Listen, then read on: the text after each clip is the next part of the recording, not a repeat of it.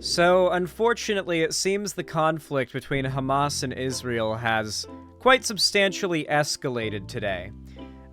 Israel put out a announcement today claiming that they are preparing for a long and hard war with Hamas. And following that announcement, we got a lot of different news tidbits, which I'm going to go over to catch us all up on what's been going on. The first of which is from 2 minutes ago, with just a fitting headline for how this entire thing is going and what the outcome of this entire thing is going to be. More children killed in Gaza than in global conflicts annually over past 4 years combined, Save the Children says. So, this is a pretty horrific and nightmarish war, if you can even call it a war. It's more of like a series of skirmishes being, like, squashed with massive civilian casualties by a much more, like, armed and powerful military force. But the number of children reported killed in Gaza during Israel's military campaign over the past 3 weeks has surpassed the annual number of children killed in armed conflict globally in each of the past 4 years, according to Save the Children.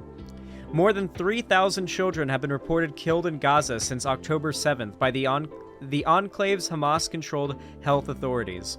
Now, people have said, like, oh, you can't trust these sources, but, I mean, Hamas controls, like, pretty much every institution with resources in Gaza, so, yeah, like, the health institutions, too, so they're kind of the only source. And there's also independent sources that have confirmed the massive amount of child death. Not to mention, Gaza has a massive population of minors. The majority, and a substantial majority at that, of the population of Gaza, of Palestinians, are kids. Which means when there are large civilian casualties, there are large child casualties. There are just too many children as part of the population for that not to be the case. It's quite concerning. When you think about it, the IDF is waging a war against a population of children. Quote, the numbers are harrowing, and with violence not only continuing but expanding in Gaza right now, many more children remain at grave risk, said Jason Lee, Save the Children's country director in the occupied Palestinian territory. A total of 2,985 children were killed across 24 countries in 2022, 2,515 were killed in 2021, and 2,674 in 2020, according to the United Nations Secretary General's Annual Report on Children and Armed Conflict, cited by Save the Children. In 2019, the UN reported 4,019 children were killed in conflicts around the world. Save the Children has added its voice to those calling for an immediate ceasefire in Gaza. Neither Hamas or the IDF will oblige. Unfortunately, more children will continue to die, and it will be a horrific tragedy that celebrities defending Israel and dipshit lefties defending Hamas will continue to destroy their credibility and reputation by defending their side, obviously. They have their own side, but the more they defend their side, the more they essentially excuse the war crimes committed by their side. And both sides are committing war crimes, so anyone who's taking either side in this is a war crime defender. It's just as simple as that. The only correct position is to be overall against the conflict and to be equally against Hamas and the IDF. I don't care how much more equipped the IDF is. Hamas is as bad. Like, Hamas is as bad as the IDF morally, for the sake of this discussion, yes. This is from 30 minutes ago. Jordan, is it Jordan or Jordan? I actually don't know. Someone tell me. Jordan asks U.S. for Patriot air defense system amid fears of regional escalation. Oh, by the way, yeah, several other nations in the surrounding area, I believe Iran as well, are, like, getting real testy because of the conflict, so it's just Jordan? Okay. Yeah, it's concerning, but I don't think it's going to be World War III. I think the people who are like, oh, World War III is going to happen, no, I don't think so. I'll gladly swallow my words and my pride if I end up being wrong and World War III happens, because we'll all be dead. The request comes at a time of heightened tensions in the Middle East due to the war in Gaza, as well as clashes in the Lebanon-Israel border between Hezbollah and the Israeli forces. We asked the American side to strengthen our defense system with Patriot missiles. This system is expensive and cannot be employed with local capabilities, and we need a strategic partner. Jordan Army spokesman Brigadier General Mustafa? Hell yeah!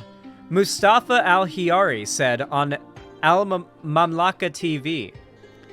Al-Hiyari said Jordan is facing ongoing threats, including ballistic missiles from the north, east, and west, and the Patriot air defense system is the best weapon to confront such a threat.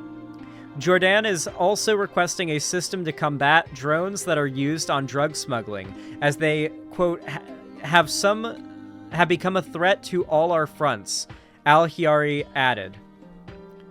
So this is causing, like, stress in all the nations, like, surrounding Israel and Palestine and the, and Gaza and the, West Strip. Or West Bank. West Strip? West Bank? I think it's been referred to by both names. This is from 50 minutes ago. Israel strikes military infrastructure in Syria.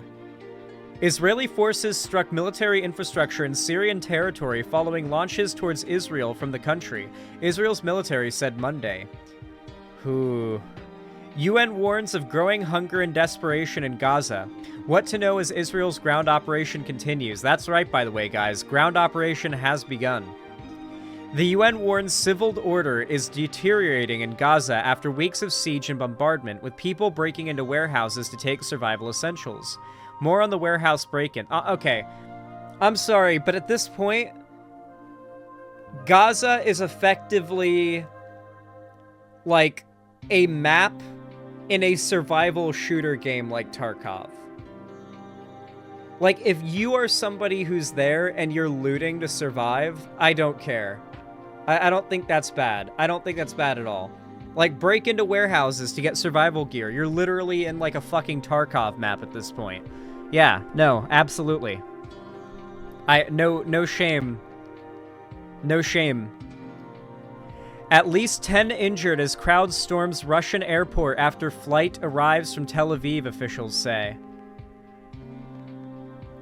Netanyahu deletes social media post accusing security chiefs of failing to warn about October 7th attack. Internal criminal court prosecutor says strikes on civilian infrastructure always have to be justified. Like, have to be justified, or have been justified?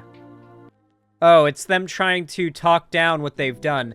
Anybody who targets civilian infrastructure in Gaza, in the Gaza-Israel conflict, will need to justify every strike. Neither side has justified their strikes with anything other than there are no innocent bystanders. That has literally been both sides' position. Hamas's position is, there are no innocent bystanders. The IDF's position is, there are no innocent bystanders. It's simple as that. Yeah, Gaza is also apparently currently in the dark. Like, communication in and out of Gaza is mostly impossible. In some areas, it still is, but for the most part, it is not. Power and internet and phone services have been cut off. It is basically just a big, like, power and internetless prison camp right now, getting shelled and now ground assaulted nonstop by Israel. This is really depressing. I usually have, like, some pretty solid commentary to give, I feel like, but there's not much else to say on this other than, like, isn't it, like, emptying of your soul that there are people taking one or the other side in all of this? Like, you've got people, like, on the, what was his name? Second Thoughts podcast called? The one that got removed from Nebula because he said the thing I'm about to say that he said. What was the name of that podcast? The Deprogram podcast, I think it might have been. Yeah, the Deprogram. He got removed from Nebula along with that whole podcast because he went on to say that none of the civilians or anybody in Israel are bystanders because they're colonizers, and so their deaths are justified. He justified the killing of theoretically every Israeli. And was laughing about it, yes. So, really disgusting shit on the part of that guy. And then, of course, you've got the, like, hardcore Zionists who are cheering from the sidelines as the IDF just, like, decimates blocks of like, schools and hospitals and apartment complexes and other civilian infrastructure filled with kids. Oh, and the best part is, you've got the celebrities who are pro-Israel on the side with, like, oh my god, Justin Bieber had possibly the best Instagram post of all time in regards to, like, celebrities coming out to support Israel. Look at this. Justin Bieber's Instagram. This is, like, his story. It's an image of a city destroyed. You know, like, a lot of it's destroyed. A whole block of it seems to be destroyed. And it's captioned, "Praying for Israel." You might think this is an image of Israel. This is an image of Gaza. Justin Bieber tweeted out an image of an entire block of Gaza lying in ruins, captioned, "Praying for Israel."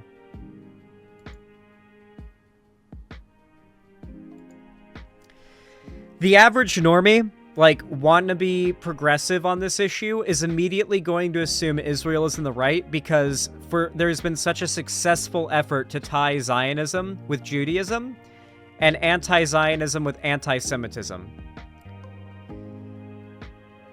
Basically, like, a lot of people who are not pro-Israel are gonna get Corbyned.